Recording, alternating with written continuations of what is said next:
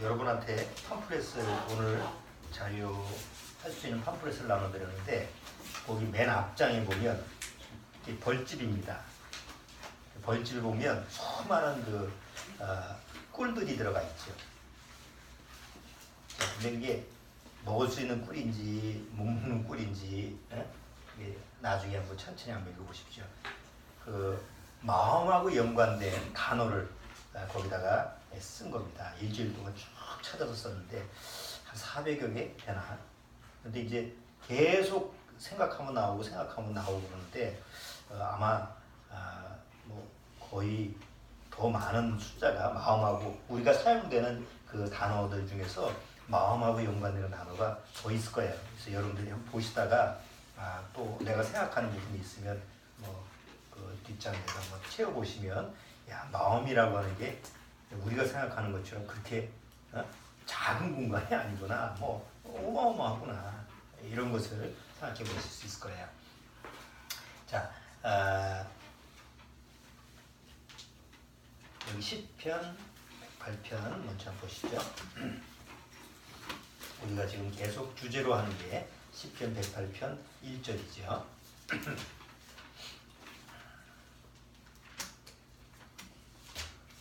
자, 108편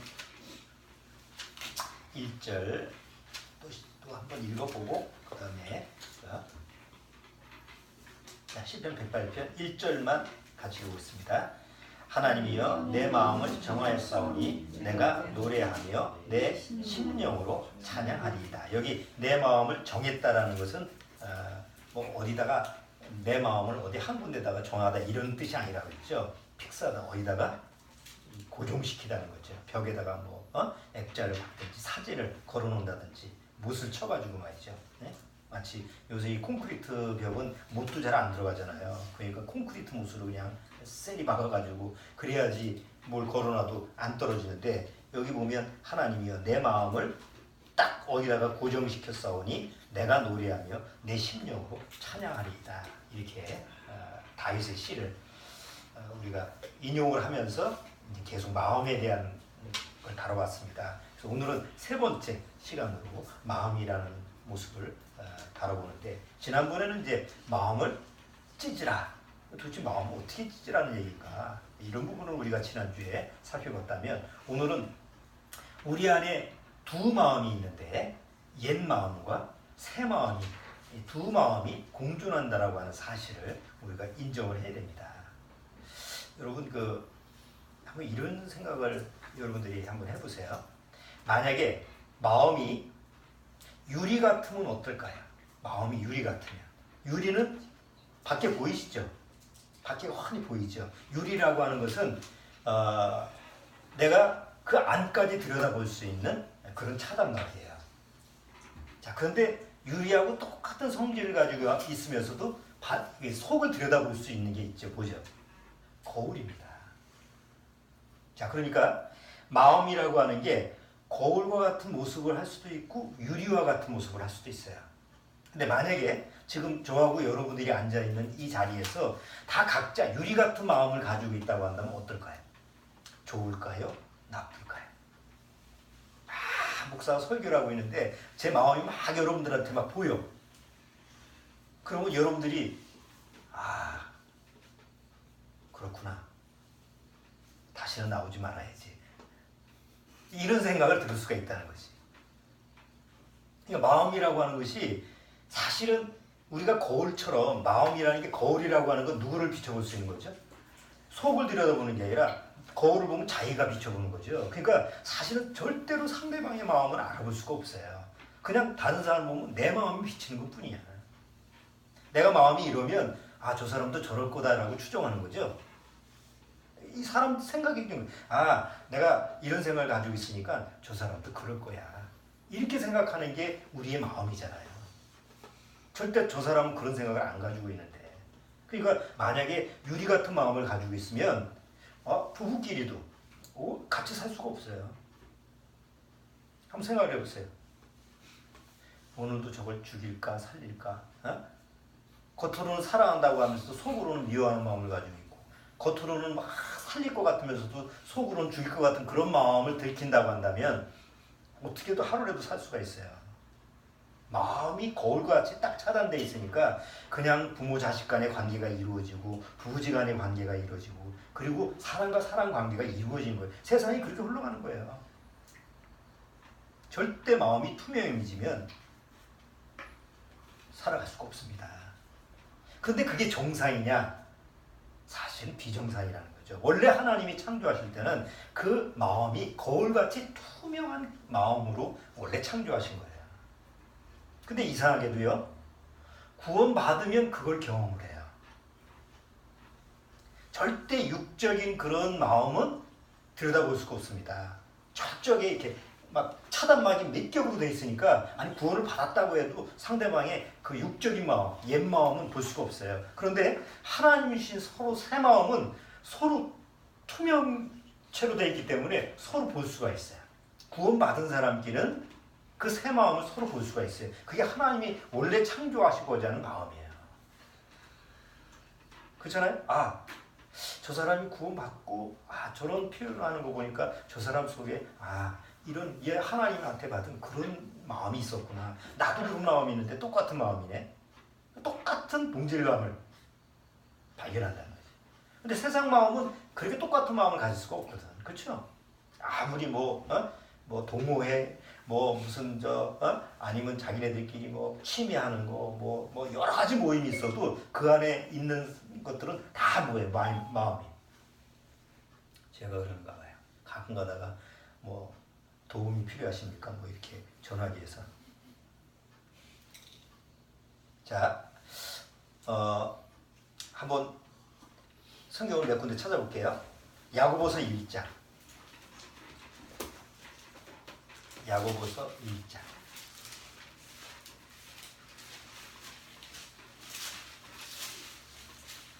그 마음에 대한 설교를 지금 계속하고 있는데 여러분들이 한번 주의 깊게 한번 잘 들어보셔서 소화를 하시는 게 심령 상태에 아주 유의됩니다. 이것도 언제 또 이렇게 표현이 될지 모르니까 한번 우리가 다룰 때 집중적으로 여러분들이 한번 다뤄보시기 바랍니다. 야고보서 1장 8절. 자, 1장 8절 주원이가 한번 크게 한번 읽어주세요. 두 마음을 품어 모든 일에 정함이 없는 자로다. 두 마음을 품으면 모든 일에 뭐가 없어요? 정함이 없어요. 아니, 정함이 없다라는 것은 어디 딱 정하지 않아. 자, 그 다음에 4장 8절도 야고보서 4장 8절.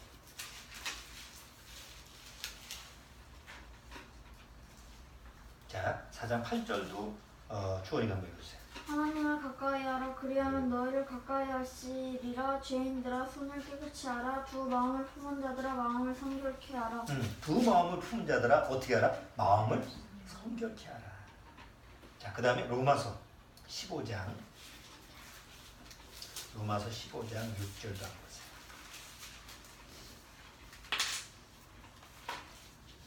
자, 로마서 15장 6절.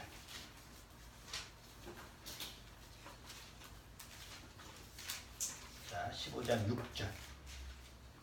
자, 거기도 한번 읽어주세요. 한 마음과 한 입으로 하느님 곧 우리 주 예수 그리스도의 함께 영광을 돌리게 하려 하노라. 여기 또 무슨 마음이라고 그러죠? 두 마음이 아니라 한 마음으로 하나님 앞에 영광을 돌리라. 또 한 군데만 더 볼까요? 빌립보서 2장. 자, 빌립보서 2장 2절.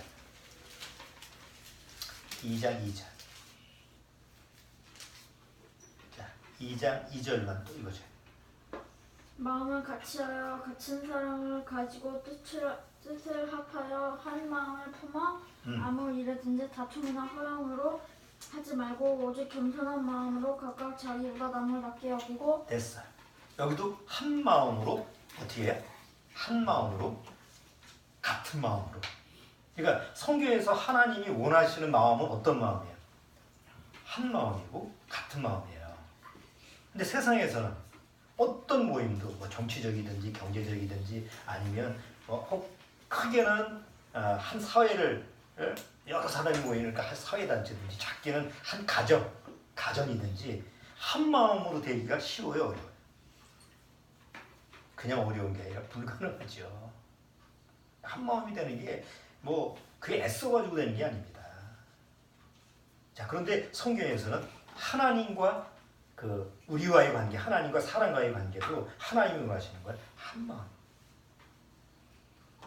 자, 그래서 이제 우리가 두 번의 설교를 통해서 옛 마음은 하나님이 원하시지 않기 때문에 하나님이 어디서 제해버렸다고 그랬죠? 십자가에서 하나님의 아들 예수 그리스도를 보내서 옛 마음은 지난주처럼 이렇게 칼로 찢어버리듯이 제해버리듯이 옛 마음은 십자가에서 제해버렸다. 그리고 하나님이 예수 그리스도 안에는 새 마음을 주셨다 이렇게 했어요. 자, 중요한 거는 새 마음이 내 안에 있다고 한다면 옛 마음은 어떻게 돼요? 옛 마음은 십자가에서 없애버렸으니까 사실은 없어져야 되잖아요. 그게 이론적으로는 하나님이 나한테 새 마음을 주셨다고 한다면, 그리고 성경에서는 이미 옛 마음을 내가 제해버리고, 에스겔서 36장에도 굳은 마음을 제해버리고, 그러니까 제해버린다는 건 없애버린다는 거잖아요. 그리고 엄연히 성경을 통해서 예수 그리스도를 통해서 내 옛 마음은 십자가에서 제해버렸다. 이렇게 이제 성경을 통해서 틀림없이 기록을 해놓고 있는데도 불구하고 여전히 내 안에는 뭐가 있어요? 옛 마음이 남아있다는 거죠. 그럼 그거 뭐냐? 옛 마음은 제해버렸다고 하는데 여전히 내 안에 옛 마음이 있고, 하나님은 한 마음, 오직 새 마음으로 하나님 앞에 가라고 하는데 그게 안 되는 거예요. 어려운 거예요. 우리가 이번 일주일 동안 여러분이 살아가시면서 주로 옛 마음으로 살아가셨습니까? 새 마음으로 살아가셨습니까? 주로 옛 마음으로 살아가죠. 그게 내가 의지적으로 내가 새 마음으로 살아야지 해서 사라지는 게 아니잖아요. 내가 혹시 나 구원받고 새 마음으로 살아야 된다고 할지라도 여전히 내 삶의 모습을 보면 옛 마음으로 사는 게, 여전히 옛 마음으로 살아가는 것이 내 삶의 모습이라는 거예요. 거기다가 성경도 안 읽죠. 모임도 자주 참석을 못하죠. 그러면 멀리 가. 새 마음은 어디로 가는지 찾기가 힘들고 여전히 그냥 옛날 가지고 있는 그런 마음 상태로 그냥 살아가다 보니까 이게 뭐 구원인지 뭐 8원인지도 모를 정도가 돼버린 그런 경험을 우리가 하게 되죠. 자, 그런데 하나님은 왜 옛 마음을 십자가에서 딱 제해버렸다고 하면서도 여전히 하나님 편에서는 없어졌을지 모르지만 내 편에서는 여전히 옛 마음이 내 안에 존재하고 있죠. 아예 하나님이 없애버리지 않고 아예 그냥 그래 십자가에서 넌 제해버렸어 그러면 완전히 이렇게 제지 않고 왜 여전히 내 안에 옛 마음이 있습니까? 만약에 옛 마음을 제해버리면 뭐가 없어져야 돼요? 우리 지금 육신이 없어져야 돼요. 왜냐하면 이 마음이라는 것은 눈에 안 보이는 거잖아요. 근데 이 옛 마음이라는 게 어디에서 나오는 거예요? 그러니까 원래 옛 마음이라는 게 어디 있었어요? 나의 육신에 있었던 거잖아요. 뭐 육신이 어디 있는지는 모르지만 육신 안에 있는 거기 때문에 내 육신이 없어져야만이 그 마음도 없어지는 거예요.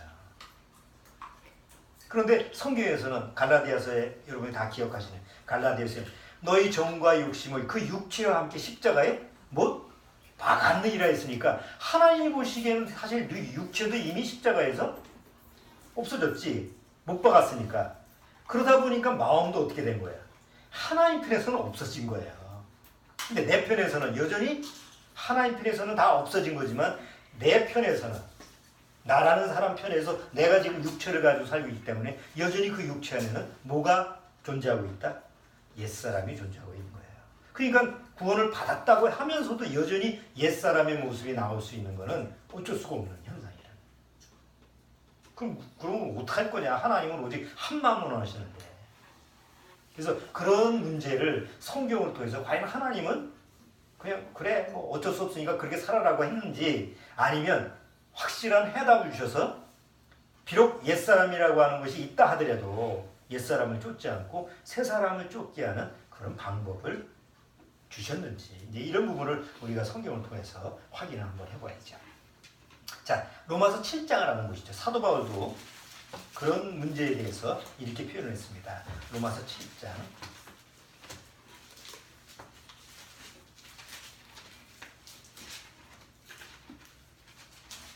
로마서 7장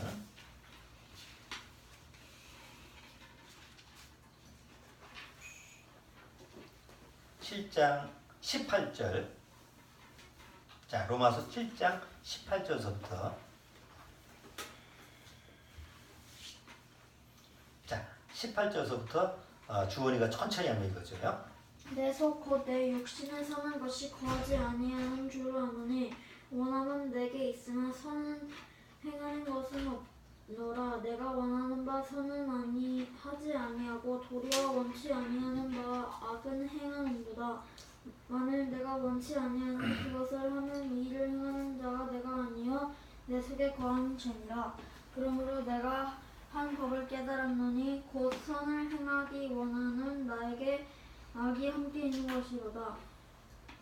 내 속 사람으로는 하나님의 법을 즐거워하되 내 지체 속에 한 다른 법이 내 마음의 법과 싸워 내 지체 속에 있는 죄의 법 아래로 나를 사로잡아 오는 것을 보는도다. 됐어요. 여기 23절에 한번 보세요. 내 지체 속에서 한 다른 법이, 그 다음 뭐라고 했어요? 내 마음의 법과 싸워. 자, 여기 내 마음의 법이라고 하는 것은 새 마음이에요. 또 싸우는 건 뭐예요? 옛 마음이에요. 그러니까 사도 바울도 인정한 거예요. 아, 새 마음이 있다고 해서 옛 마음은 없어진 게 아니고 여전히 옛사람 안에 옛 마음이 있었는데 새 사람 안에 새 마음하고 자꾸 충돌을 하는 거예요. 근데 자꾸 충돌을 해서 이게 좀 이기고 새 마음이 아주 그냥 가고 이래야 되는데 여기 사도 바울 역시 7장이 뭐라고 했냐면 24절. 자, 같이 한번 읽어보죠. 24절. 오라, 나는 곤고한 사람이로다. 이 사마귀 몸에서 누가 나를 건져내랴. 사도 바울이 여기 자기 자신에 대한 얘기를 하는 거예요. 남 얘기를 하는 게 아니에요. 자기 자신도 여전히 이 옛사람의 모습에서 벗어나지 못하는 거죠. 그러면 곤고하다는 게 뭐예요? 내가 나를 어떻게 할 수가 없는 사람이다. 이 사마귀 몸에서 어떻게 할까? 오직 예수 그리스도밖에 없다라고 하면서 이제 로마서 7장에 딱 선을 긋죠. 맨 끝에 뭐라고 했어요? 그런즉 내 자신이 마음으로는 하나님의 법을, 육신으로는 죄의 법을 섬기노라. 마음으로는 하나님의 법을, 그건 새 마음이에요. 육신으로는 그건 이미 죽은 마음이에요. 더 이상 마음이라고 얘기를 안 하는 거예요. 두 마음이 아니니까.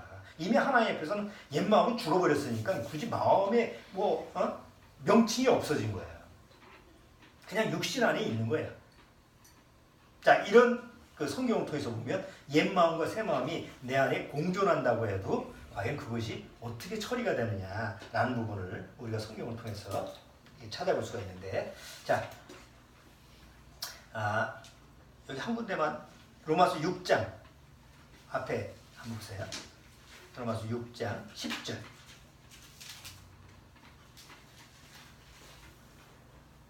자, 10절, 11절. 10절, 11절. 자, 주원이가 한번 읽어주세요. 그의 죽으심은 죄에 대하여 단번에 죽으심이요 그의 살으심은 하나님께 대하여 살으심이니 이와 같이 너희도 너희 자신을 죄에 대하여는 죽은 자요 그리스도 예수 안에서 하나님을 대하여는 산 자로 여길지어다. 죄에 대해서는 죽은 자로, 하나님께 대해서는 산 자로 뭐예요? 여기라는 말은 그렇게 알아라. 이해하고 그걸 어떻게든지 내가 좀 머릿속에서 좀 어떻게 받아들여 보려고 그렇게 생각하지 말고, 여기라고 하는 것은 내가 그렇게 얘기했으니까 야, 이거는 네모야? 이거 내가 보기엔 동그라미인데 이렇게 하지 말고 하나님이 말씀하시면 그렇군요 라고 하라는 거죠. 자, 근데 어느 날 구원받으면 새 마음이 들으면 그게 돼요. 근데 이게 마음이 안 바뀌면 절대로 이게 안 돼요. 옛날 마음이 그렇게 허락을 안 하는 거예요. 야, 그게 어떻게 믿을 수가 있어? 이게 상식적으로 납득이 안 되는 거 아니야? 이런 식으로. 자, 갈라디아서 2장. 갈라디아서 2장 보세요. 갈라디아서 2장. 갈라디아서 2장 20절. 자, 자, 갈라디아서 2장 20절. 우리가 하나님 앞에서 어떤 상태인가 같이 한번 요건 같이 읽어보죠.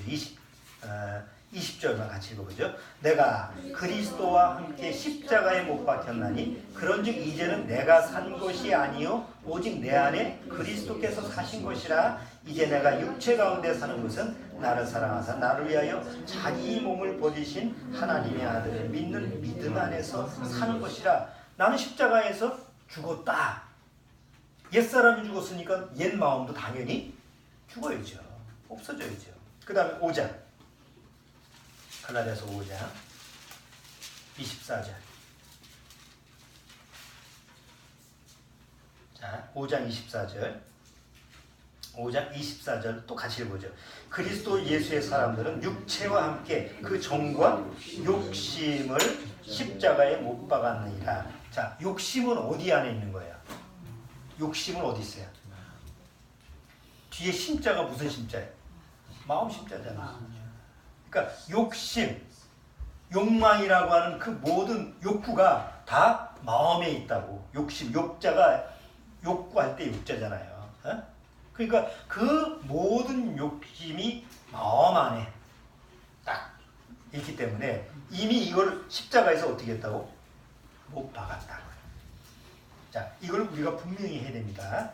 이걸 먼저 딱 하나님 앞에서 분명히 해놓고 그 다음에 이제 뭘 우리가 살펴봐야 되냐면, 그러면 이미 십자가에서 죽은 옛 마음의 실체는 뭐냐? 그럼 도대체 이미 십자가에서 죽었던 그런 마음이라고 하는 게 어떤 거였냐라는 것을 우리가 알 필요성이 있어요. 옛 마음 죽었다며, 십자가에서 이미 하나님 처리했다며, 그건 우리가 알 필요가 없어. 그렇게 생각을 하기 때문에 구원받아도 여전히 옛 마음으로 끌려가면 이게 옛 마음으로 끌려다니는 건지 새 마음으로 끌려다니는지 모르는 거예요. 그렇죠? 내가 꺼내보니까 이거는 이게 더럽고 부패하고 썩어 냄새나는 거 보니까 이미 하나님께서 죽은 거구나, 옛 마음이나. 그러면 내가 그냥 안 가져오잖아. 그런데 이게 괜찮은가? 내가 보기에도 괜찮고 내가 보기에도 좀 좋아 보이는 것이 있잖아요, 우리가. 그런 것이 마음속에서 딱 찾아지면 이거 괜찮은 거네 하고 또 거기에 또 빠질 수 있다는 거지. 그러니까 옛 마음의 실체를 알아야만이 하나님 앞에서 이거 십자가에서 죽었다라는 것을 내가 딱 시인할 수가 있는 거죠. 그래서 오늘 이제 자료가 그거예요. 자, 옛 마음이라고 하는 이 마음 실체를 보면 마음이라고 하는 건 수많은 벌집하고 같다고 생각해요. 성경에 나와 있는 게 아니고 그냥 제가 생각해 본 거예요. 마음을 가만히 생각해 보니까 수없이 많은 그 마음하고 연관된 단어가 있는데 왜 이렇게 수없이 많은 그런 그 마음의 요소가 있지? 이건 벌집하고 똑같은 거겠다. 그래서 이제 벌집이 수로 셀 수가 없잖아요. 벌집 보면 그 안에는 뭐가 가득해요? 꿀이 가득하지. 그래서 벌집 채취해가지고 꿀을 내는 거 아니에요? 꿀은 뭐 만병통치약이잖아. 꿀이라고 하는 게. 자, 그런데 이 수많은 마음의 그 집들에 뭐가 들어가 있느냐? 과연 우리한테 정말 생명의 근원이 되는 그런 그 꿀과 그런 게 들어가 있느냐? 옛 마음에는 벌집은 있는데 꿀이 없어요. 그래서 그게 말벌집이에요. 여러분, 말벌집에 꿀이 있을까요, 없을까요? 똑같은 벌집 있잖아요. 말벌 보면 그 어디 소방대원이 막 뜯어내고 그러죠. 그런 거 보면 그 일반 그 벌집처럼 막 벌집이 똑같이 다 있는데 그 안에는 꿀이 있을까요, 없을까요? 왜 없어? 벌인데. 말벌도 벌인데. 보셨어요? 그 전에 저기 안성에 살 때 내가 그 꿀 수박 공간이 와가지고 뛰는 걸 봤거든. 근데 그거는 꿀이 없대. 팩트구나. 직접 보시고. 네, 말벌은 벌집을 만드는데 그 안에는 꿀이 있는 게 아니라 말벌 새끼들만 있어요. 그럼 꿀은 어디서 나느냐? 꿀벌을 잡아먹어요. 말벌은 꿀벌을 잡아먹고 꿀을 채취하는 거지. 이제 그만 기억하셔도 되는데. 자, 그래서 말벌은 그래서 해를 끼치는 벌이잖아. 그냥 족족 잡아가지고 태워 죽이죠. 어? 뿔을 자기가 어디 가서 얻어가지고 만들어야 되잖아. 그것들은 지나가다가 딱 지키고 있다가 뿔벌이 지나가면 뿔 가지고 지나가는 걸 잡아가는 인다니까. 이게 옛 마음의 모습이에요. 그러니까 각 방마다 온갖 부패하고 죄악된 그 죄의 어떤 씨앗들을 다 거기다 넣는 거예요. 그게 좋아 보일 수도 있고 나빠 보일 수도 있지만 사실 하나님 보기에는 다 폐기품, 다 불살라 버려야 되는 거예요. 그래서 지옥에 가는 거예요. 옛 마음을 가지고 있으면.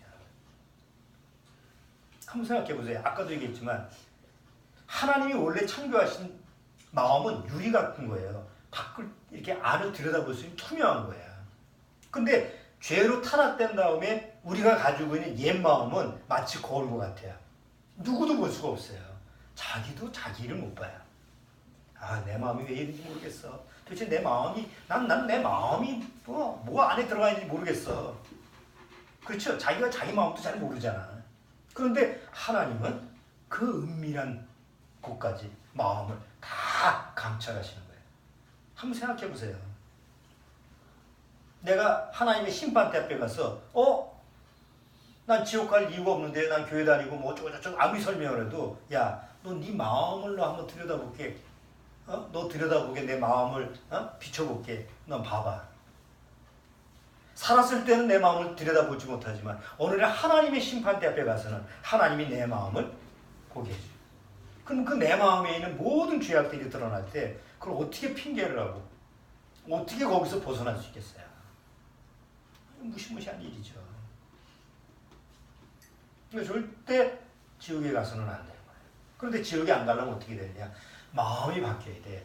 지옥에서 하나님께 심판받는 그 대상이 마음이기 때문에 온갖 악이 들어가 있는 죄악이 들어가 있는 그 악의 씨가 다 그냥 켜켜이 그 방들에 박혀 있는 거기 때문에 그게 지옥에서 불살라지는 거 아니에요. 영원히.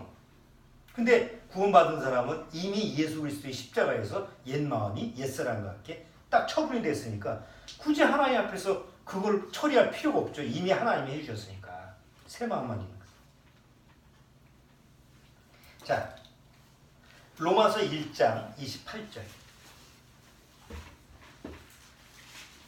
로마서 1장 28절. 여러분 팜플렛 뒤에 보면 그 시커멓게 변질돼가지고 시커멓게 된 하트가 하나 있습니다. 깨지고 찢어지고 벌집도 다 부서져가지고 보이죠? 검은색. 자, 여기 보면 이제 펜을 하나씩 들어가지고 로마서 1장 28절 거기 칸에다가 부서진 칸에다가 제가 이게 하나씩 부르면 거기다 한번 적어보는 겁니다. 로마서 1장 28절. 자, 또한 저희가 마음에 하나님 두기를 싫어하며 하나님께서 저희를 그 상실한 마음대로 내버려. 이 상실함이 뭐예요? 상실함. 이게 부패하고 이게 다 더럽혀진 거예요. 더 이상 쓸 수가 없는 이런 상태가 바로 이 상실함이에요. 자, 네오브르사 합당치 못한 일을 하게 하셨으니 그럼 벌집에 그 깨진 벌집에 뭐가 있냐? 불이 한번 써보세요. 거기다가 한 칸씩 했어요. 불이 추악,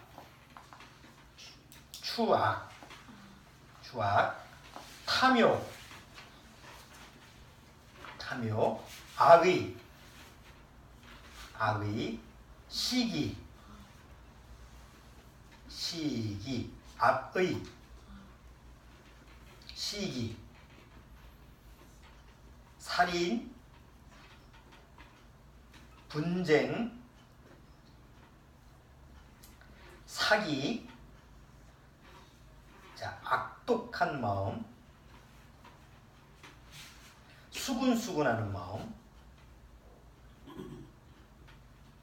비방하는 마음, 자, 미워하는 마음, 능욕하는 마음, 교만한 마음, 자랑하는 마음, 악을 도모하는 마음, 부모를 거역하는 마음, 우매한 마음, 배약, 약속을 배반하는 거죠. 배반하는 마음, 무정한 마음, 무자비한 마음, 자, 기타 등등. 뭐 성경에 나온 게 다가 아니고 뭐 그래서 이제 앞에 내가 그 써놓은데 이렇게 보면은 그 방 앞에 보면 수없이 마음하고 연관된 단어들이 여기 있죠. 여기 쭉 한번 여러분 보시면 아 이런 것도 다 마음하고 연관돼 있구나. 뭐 이런 거를 쭉 보시다 보면 아, 조금 공감이 될 거예요. 자, 한번 보세요. 옛사람 안에 있는 옛 마음 안에 하나님이 보시기에 하나님을 마음에 두기 싫어하니까 그 안에 부패한 그 마음의 그 씨들이 악의 씨들이 계속 거기서 들어가 있는데 이 악의 씨는 거기서 점점점 어떻게 해요? 방을 평수를 넓혀갑니다. 지금 그 씨가 작으니까 아 이거 얼마 안 되겠고 하지만 이게 태어나면서부터 그 마음의 방에 점점 악의 씨들이 커지면서 나중에 보면 방이 점점 커지는 거예요. 그러니까 그 마음의 크기가 얼마나 어마어마하겠어요. 그 옛사람 안에 있는 그 마음이 1살, 2살 이렇게 나이가 들어가면서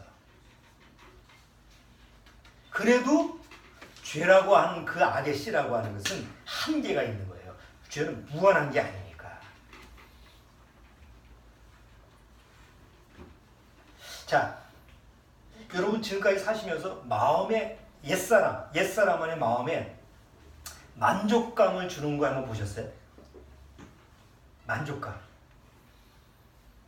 뭐 맛있는 것도 먹고 아 그래 같이 친구들하고 어울려서 술도 마시고 이렇게 찍으면 마음이 만족됩니까? 아니죠. 이상하게 즐겁게 놀고 아주 신나게 놀면 끝나면 더 뭐가 와요? 마음에 허전함이 오죠. 그 유명한 그 가수들이 그러잖아. 공연에서 공연을 마치고 박수 소리가 듣고 막 그러는데 끝나면 무대가 끝난 다음에는 어떻다고 해요? 마음이 공허하다고 그러죠. 아, 왜 그렇죠 마음이? 그 사람은 성공했고 많은 사람한테 박수를 받고 칭찬을 받고 그런데 왜 끝나고 나면 마음이 허전할까? 누군가 나를 사랑한다고 하면 그 마음이 만족해야 되는데 그게 만족도가 없어. 그래서 또 계속 사랑을 요구하고. 그러니까 우리가 실제로 살아가면서 세상 무엇이라도 내 마음을 채울 수 있는 것이 있었을까요? 없었을까요? 마음이 좀 채워졌다 하는데 조금 지나가 보면 없어졌어. 왜 그렇죠? 우리 주원이는 마음이 탁 채워지는 게 있었을까요? 여태까지? 없었어? 빠르네. 너무 인생을 너무 일찍 알아. 응? 자, 왜 마음은 만족이 안 되는 걸까? 배는 만족이 되잖아. 그렇지? 아니, 배 만족이 되는 게 뭐냐면 이렇게 먹을 것이 배고프면 먹을 걸 먹는데 무한정 먹을 수는 없잖아. 난 배 터지게. 그러니까 어느 정도 그냥 꽉 찰 수는 있잖아. 그러니까 내가 뭐 밥을 먹으면 배부르다. 그 만족할 것 같은데 조금 있으면 뭐예요? 포만감이라고 하죠. 포만감을 느끼다 조금 있어 배 꺼지면 또 배고파지잖아. 많이 먹으면 나중에 가면 더 배가 고파져요. 그렇죠? 별로예요? 지금 잘하는 과정이기 때문에.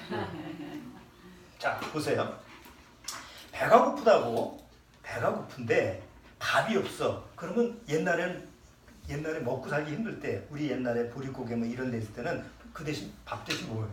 먹을 게 없으면 물을 먹습니다. 죽도 없었을 때 물을 먹습니다. 요즘 애들은 뭐 어디 편의점에서 삼각김밥 먹으면 되지 뭐 어디 가서 뭐 사 먹으면 돼 라면 먹으면 되지 뭐가 배고프냐고 그러지만 옛날 시대는 아무것도 없었을 때 그러면 물배를 채웁니다. 자, 이상하게 배는 똑같이 채우는 거잖아요.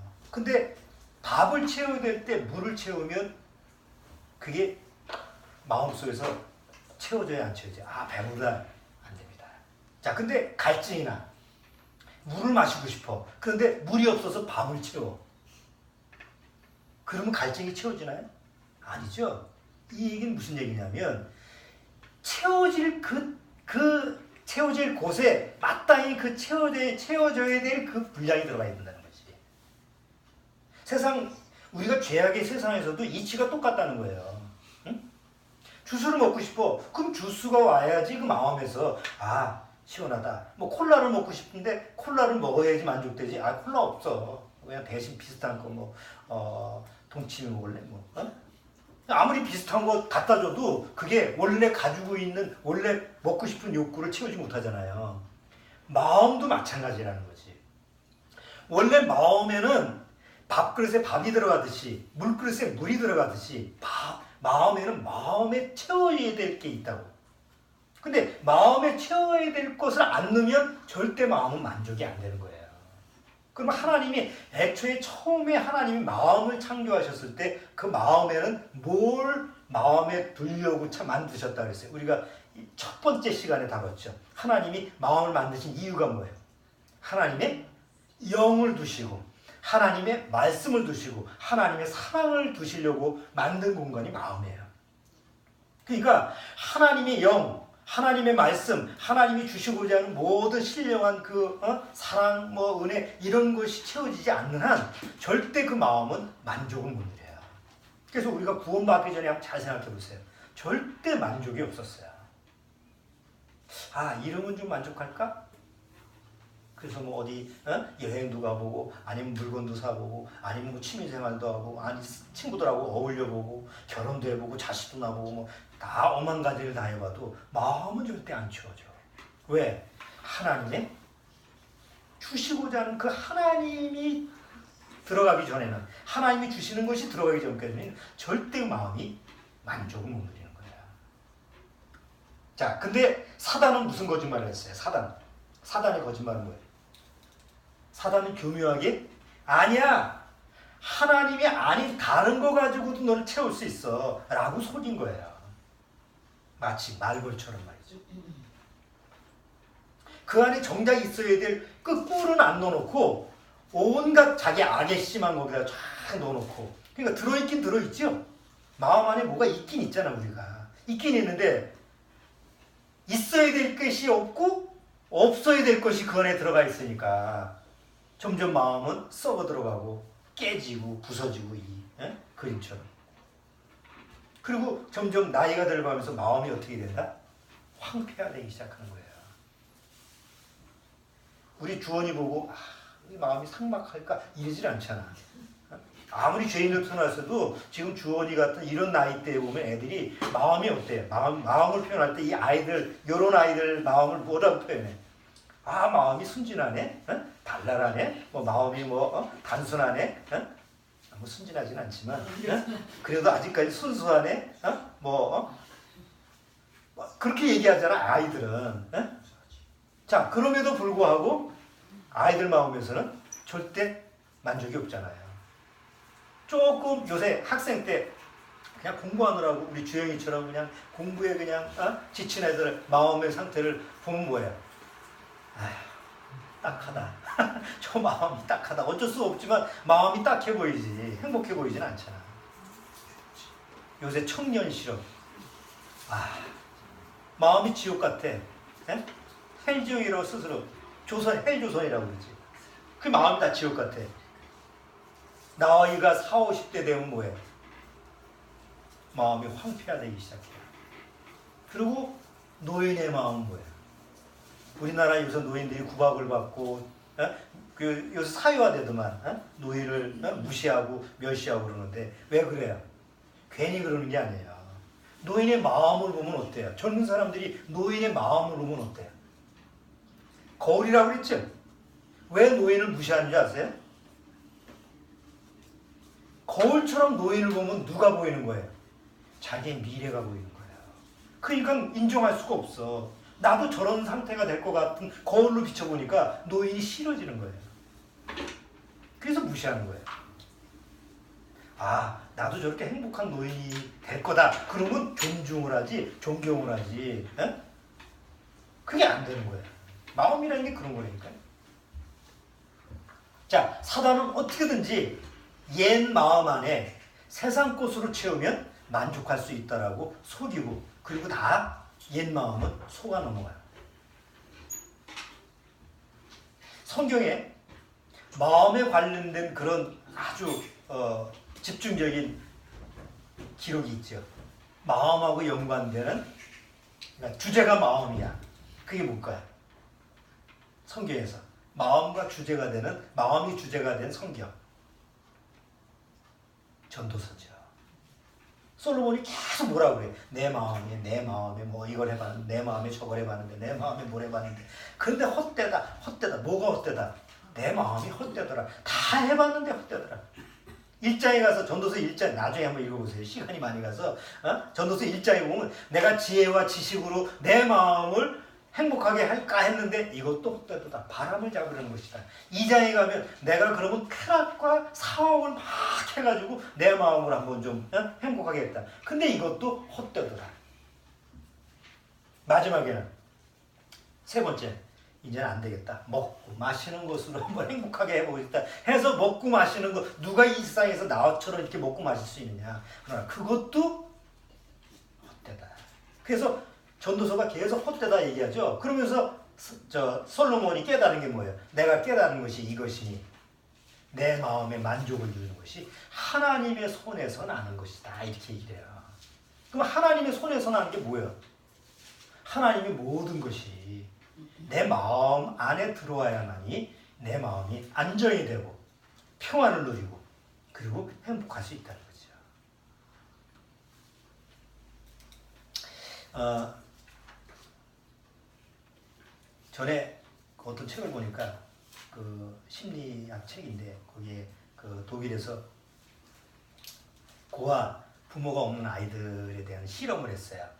그래서 그 고아들만 이렇게 데려다가 좋은 시설에다가, 그리고 최고급 시설이죠. 최고급 시설에다가 잘 먹이고, 그 다음에 일반 부모가 있는 애들보다 차라리 부모가 있어도 가난하면 너무 고통스럽잖아요. 그런 수준하고 안 맞게 아주 그냥 부모는 없어도 그 양질의 생활, 뭐 자기가 원하는 걸 사주기도 하고 교육도 잘 시키고 이렇게 했어요. 그래서 한 5년 동안 이제 쭉 그 아이들을 관찰했는데 나중에 부모가 있는 아이들하고 그 고아 아이들하고 만족도, 마음의 만족도를 쭉 평가를 했는데 누가 만족도가 높을까요? 아무리 못 살고 힘들고 부모가 뭐 그렇게 자식한테 잘 안 해준다고 해도 부모가 있는 자녀들의 만족도가, 마음의 만족도가 높았다고 해요. 고아들은 아무리 잘해줘도 마음의 만족이 안 되더래요. 뭘 못 받아서 그래요? 정작 마음에는 뭐가 있어야 돼요? 그나마 부모는 자식에 대해서 뭘 해줘요? 사랑이라는 걸 주잖아. 그런데 고아들은 그걸 못 받는 거예요. 모든 환경 조건을 다 받아도 사랑과 대체가 안 되는 거예요. 그러니까 마음이 늘 허전해, 공허해. 자, 이건 사실적인 거잖아요. 그것처럼 하나님 앞에서 내 마음 안에 하나님의 사랑이라고 하는 것이, 하나님이 주시고자 하는 그 하나님의 그 거룩한 모든 것들이 내 안에 오지 않으면 절대 내 마음은 만족할 수가 없어요. 그러니까 늘 마음이 그냥 비어있는, 공허하고 비어있는 상태에서 살 수밖에 없는 거예요. 모든 사람들이 그렇게 인생을 허비하면서 살듯이. 자, 그런데 로마서 5장 5절에 보세요. 로마서 5장 5절. 로마서 5장 5절.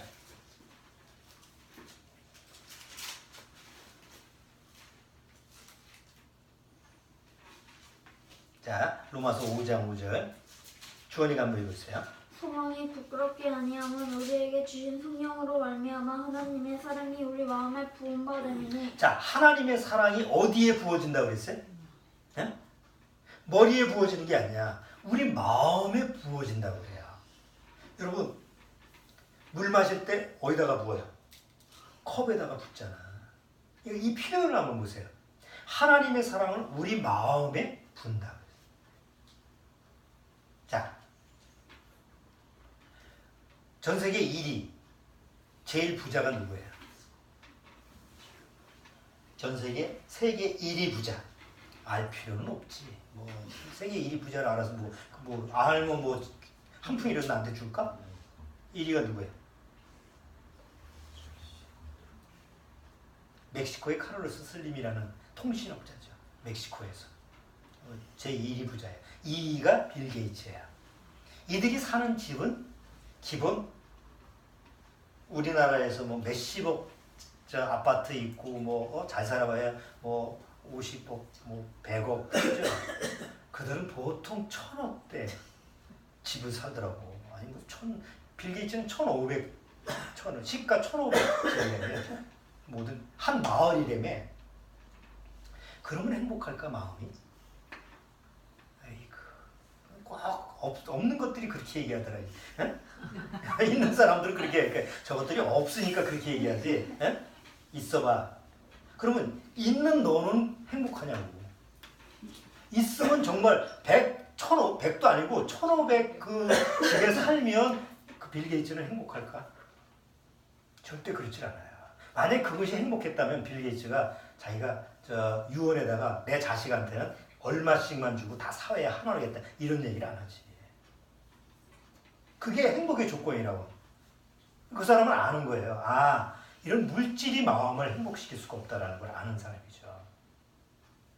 여러분, 우리가 상식적으로도 세상 물질이 편해. 있으면 좀 부자면 살기 편하고 좋지. 물질이 넉넉하면 돈도 많으면 얼마나 좋겠어요. 그러나 결코 그것이 마음을 편안하게 해주진 않아요. 있으면 있는 대로 마음이 더 조급해져. 그걸 지키려고.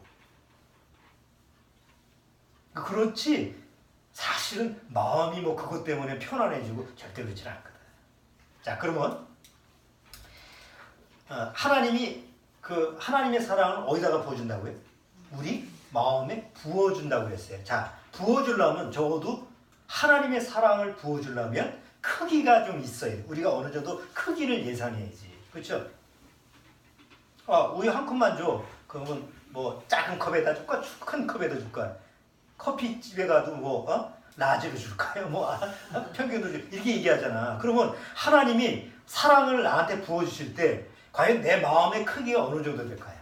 내 마음의 크기가. 응? 마음의 크기가 어느 정도 돼야 하나님의 사랑을 받을 수가 있을까요? 에베소서 3장 마음의 크기에 대해서 에베소서 3장에 나와 있어요. 성경에 없는 것이 없습니다. 성경을 보면 정말 완벽하구나. 없는 것이 없이 다 기록해놨구나라는 걸 우리가 깨닫게 됩니다. 너무 신기하죠. 에베소서 3장 18절. 자, 3장 18절. 자, 주원이 가면 크게 읽으세요. 종이 모든 성도와 함께 지식에 넘치는 그리스도의 사랑을 알아 그 넓이와 길이와 높이와 깊이가 어떠함을 깨달아 하나님의 모든 충만하신 것으로 너희에게 충만하게 하시기를 구하노라. 자, 여기 사도 바울은 에베소 교회의 성도들한테 뭘 알기를 원한다고 했어요. 하나님의 주시는 그 사랑이 크기와 넓이와 깊이와 높이를 깨닫기를 원한다. 그런데 그 마음의 크기를 알려면요, 하나님의 사랑을 받은 만큼 그 크기를 알 수 있다는 거죠. 내가 밥을 먹어요. 맛있는 걸 먹는데 내 위의 크기를 어떻게 알아요? 먹는 만큼 알게 됩니다. 그렇죠? 뷔페에 갔는데 여기까지 갔어. 그러면 내가 내 위의 크기가 여기구나. 여기 더 이상 먹으면 안 되겠구나. 난 알잖아. 먹지 않은 사람은 절대 알 수가 없죠. 내 마음에 하나님의 사랑을 부어주신다고 그랬으니까 하나님의 사랑이 부음받는 만큼만 그 크기를 알 수가 있는 거예요. 그 길이와 높이와 크기와 그 깊이를. 하나님의 사랑이 내 안에 부어지지 않으면 그 키를 알 수가 있어요. 내가 요만큼 받았어. 그러면 하나님의 크기가 내 마음의 크기가 이고 점점 넓어지죠. 하나님의 사랑이 점점 오면 올수록 들어오면 하나님의 사랑이 부어지면 부어질수록 나는 그만큼 하나님 앞에서 내 마음의 크기를 점점 더 깨달을 수가 있는 거야. 무한정이죠. 왜? 하나님의 사랑의 크기를 우리가 측량할 수가 없잖아요. 우리가 찬송가 부르잖아. 하나님의 사랑은 저 하늘, 두 마리를 펼치는 그 하늘보다, 땅보다 더 높고 더 넓고 더 깊고. 자, 하나님의 사랑이라고 하는 것이 이렇게 엄청난 사랑을 담을 수 있는 그릇은 옛 마음은 안 돼요. 옛 마음은 이미 사단으로 말미암아 쪼그라들었어. 그래서 하나님의 사랑을 들어갔다는 박살이나 들어가지도 않고, 그러니까 거기는 죄로 계속 가득 차는데 이게 어느 한계가 있기 때문에 어느 날 그 죄라고 하는 것이 어떤 한계선에서 생명의 시간이 끝나면 끝이는 거죠. 하나님의 사랑, 그 옛 마음에 들어갈 장소가 없어요. 그리고 들어오라고 하는 방도 없어. 이미 꽉꽉 차져. 뭘로? 온갖 죄악으로 꽉꽉 차가지고 거기 사랑이 있는데 거짓 사랑이 있으니까 어떻게 하나님의 사랑이 들어가겠어요? 생각해보세요. 대개 자기가 하나님을 믿고 하나님의 구원을 받고 하나님의 사랑을 받았다는 사람들이 착각하는 게 뭐냐면 나도 하나님의 사랑이 있어요. 내 마음에 하나님의 사랑이라는 방이 있어요. 하나님의 은혜라는 방이 있어요. 하나님의 지혜라는 방이, 각자 자기가 알고 있는 방이 있죠. 그런데 이게 옛사람 안에 있는 옛 마음의 방에 차 있는 거라고 한다면 그게 하나님이 주신 거예요? 거짓된 거예요? 거짓된 게 들어가는 거예요. 근데 거짓이 참인 줄 알고 그것이 붙들고 있다니까. 근데 어느 날 하나님이 심판 때 가서 나 이거 하나님 거 가지고 있잖아요. 내가 준 게 아닌데. 그러면 어떡할 거냐고. 큰일 나네요. 사단은 아주 그렇게 속여먹는 거예요.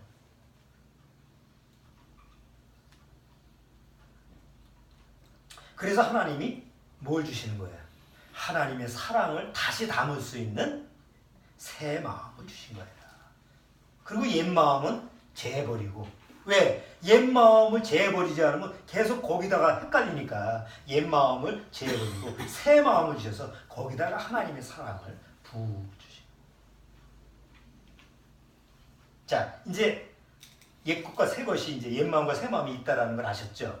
자, 이제 문제는 우리가 구원과 생활을 하면서 옛 마음에 있는 것을 쓰기도 하고 새 마음에 있는 것을 쓰기도 하는 거예요. 자, 어차피 옛 마음과 새 마음이 있으니까 우리가 일상생활에 하다 보면 친구하고 만났어. 반갑네. 하고 같이 얘기를 하고 하다 보면 옛날 친구하고 만나면 뭐가 필요해요? 옛정이 필요하잖아.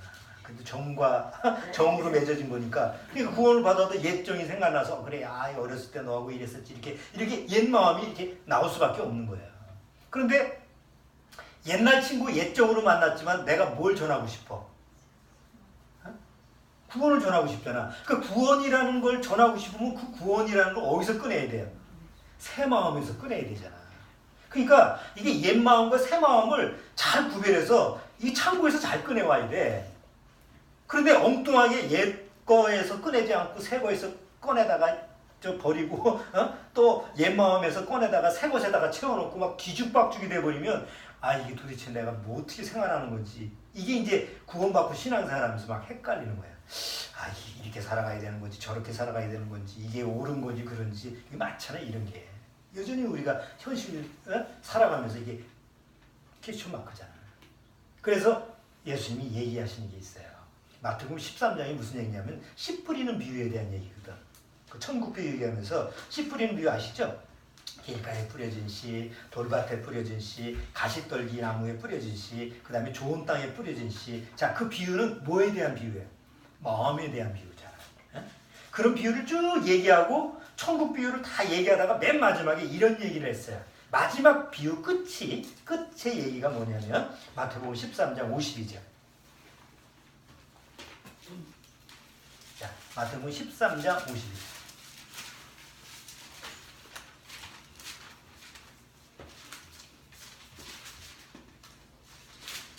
자, 마태복음 13장.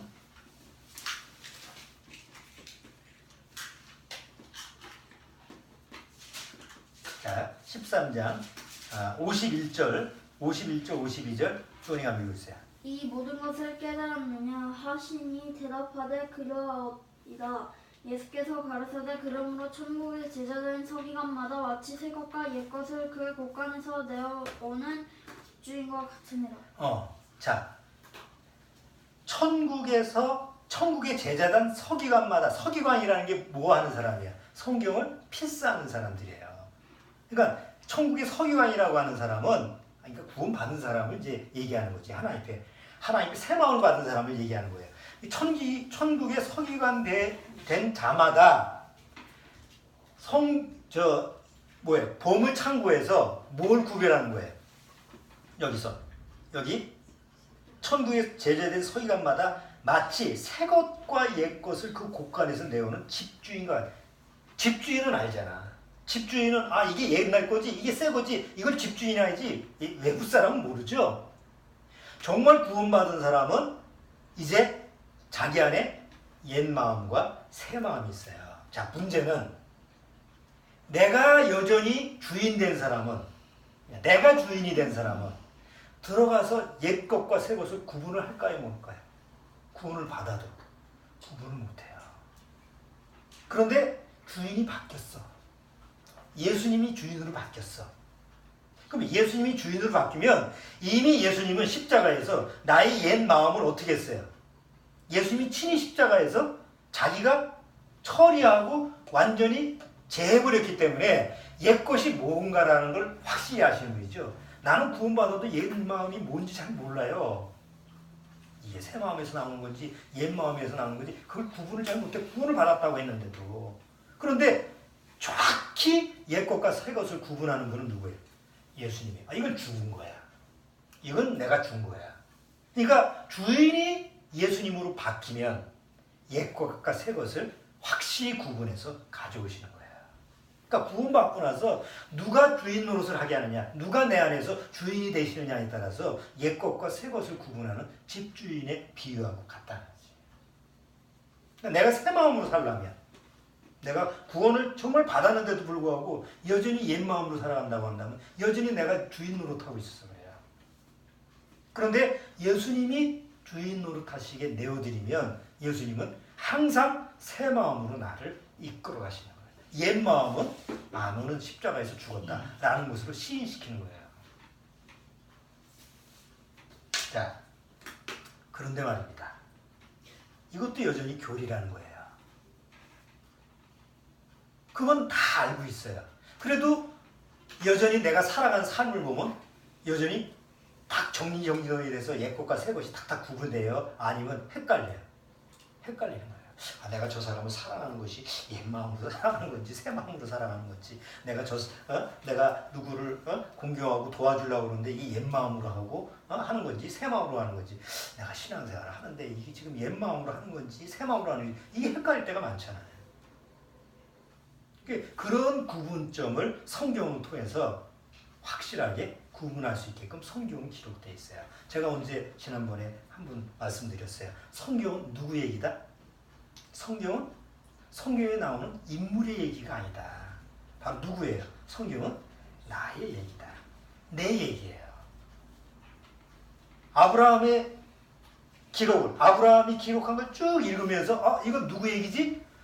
내 얘기구나. 이렇게 봐야 돼요. 자, 보세요.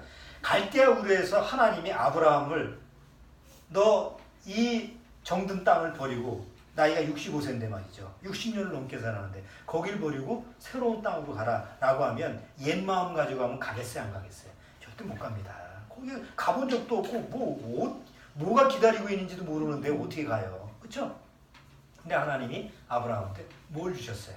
새 마음을 주고 가라라고 해서 간 거예요. 갈 바를 알지 못하나 갔다가 새 마음 안에 있는 믿음으로 간 거예요. 근데 아브라함은 가서 여전히 하나님 앞에 잘 하나님을 순종하고 살았지만 아브라함의 삶이 그렇게 온전하고 새 마음으로만 살았나요? 아브라함의 이 기록을 보면 중간에 보면 하나님이 너 아들 준다고 했는데 믿었어요, 못 믿었어요? 못 믿고 야 다메섹 너 종 네가 내 후예를 네 후사를 잃어야 되겠다. 조금 있다가 하나님이 안 된다고 그러니까 조금 좀 있다가 또 고생 못 참아가지고 옆에 사라가 아이고 이거 뭐 나이 먹고 안 되겠다. 저 내 종 하갈 줄 테니까 아이 하나 씹어지 합시다. 그래서 그래 그것도 괜찮을 것 같네 하고 혹각 넘어가죠. 그건 무슨 마음이에요? 그게 새 마음이요? 옛 마음으로 움직이는 거잖아. 그렇기 때문에 지금 팔레스타인이나 이스라엘하고 싸우는 거 아니에요. 그 숱한 전쟁의 시잖아. 또 조금 지나가서 90세 아브라함이 99세 때 하나님이 나타나셔서 이제 자식 죽게 하니까 뭐라 그랬어요? 이제 오셨군요. 이게 아니고 속으로 웃었잖아. 네 나이 먹고 사라가 지금 90인데 하나님이 망령 드셨나? 지금 하나님 못 믿었어요. 이게 옛 마음이에요. 그러고 나서 사건이 하나 있었죠. 이방 땅 그날 지역에 갔는데 그날 왕 아비멜렉이 그만 이해가 안 돼. 90세 된 사라가 뭐가 이쁘게 보였다고 데려가나. 그 당시에는 90세가 돼도 아름다웠던 모양이 둘 중에 하나예요. 아비멜렉의 눈이 뼈었든지 사라가 예뻤든지 하여튼 성경은 이해할 수가 없는 게 많아. 그런데 어쨌든 90세 된 사라가 예뻐 보이다고 해서 데려갔죠. 아브라함이 목숨 걸고 지켰어요? 아니면 그냥 내버려뒀어요? 그냥 내버려뒀어. 자기 목숨 위해서. 그게 옛 마음이에요? 새 마음이에요? 그러니까 여전히 아브라함도 어떻게 살았다? 옛 마음과 새 마음으로만 계속 왔다리 갔다리 산 거야. 그런데 마지막에 이삭을 낳고 나서 이삭이 어느 정도 자랐을 때 하나님이 내 아들 이삭을 바치라라고 하니까 우리 옛 마음 같으면 바쳐요 못 바쳐요? 이것만은 안 됩니다. 이게 아들 하나밖에 없는데 바치라니 말도 안 되죠. 차라리 하나님을 버리죠. 그런데 아브라함은 어떻게 해요? 온전히 하나님께 드립니다. 자, 전에까지는 계속 옛 마음과 새 마음으로 왔다리 갔다리 했는데 그때 완전히 어디 쪽으로 딱 간 거예요 마음이. 새 마음으로 딱 맞춰지는 거예요. 그래서 아브라함을 통해서 하나님 앞에서 새 마음으로 살아가게 하는 이런 원리가 이렇게 돼 있구나라는 걸 우리가 아브라함을 통해서 나의 모습으로 비춰볼 수 있는 거지. 그래서 계속 성경에는 그렇게 옛 마음과 새 마음이 안에 있는데 하나님 앞에서 어떻게 그 마음을 옛 마음 쪽에서 새 마음 쪽으로 살게끔 이끌어 가시느냐라는 하나님의 그 실제적인 하나님의 인도 방법에 서 자세히 나오고 있죠. 그거는 이제 다음 주. 오늘은 우리가 하나님 앞에서 여전히 우리 안에는 뭐가 있다고? 이미 죽은 옛 마음이 있고 지금 살아있는 쌩쌩이 살아있는 새 마음의 라이브에 그게 진짜 새 마음이 있고. 자, 그런데 이게 막 혼선이 돼서 우리가 신앙생활하는데 하나님 앞에 나가는데 혼란스러울 때 하나님은 성경을 통해서 이미 그 해결 방법을 주셨다는 것을 우리가 이제 오늘 잠깐 살펴봤습니다. 그래서 다음 주에 성경에 나와 있는 인물을 통해서 어떻게 새 마음으로 나를 이렇게 맡길 수 있는가 이런 부분에 대해서 다음 주 더 나아가 보도록 하겠습니다. 오늘 시편 108편 1절을 통해서 옛 마음과 새 마음을 살펴봤는데 여러분들 거기 맨 뒷장 끝장에 보면 빨간색이 있습니다. 자, 빨간색 하트가 있습니다. 요거는 새 마음입니다.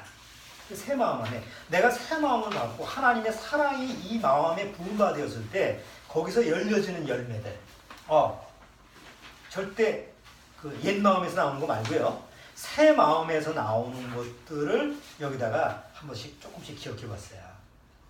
왜 칸이 작을까요?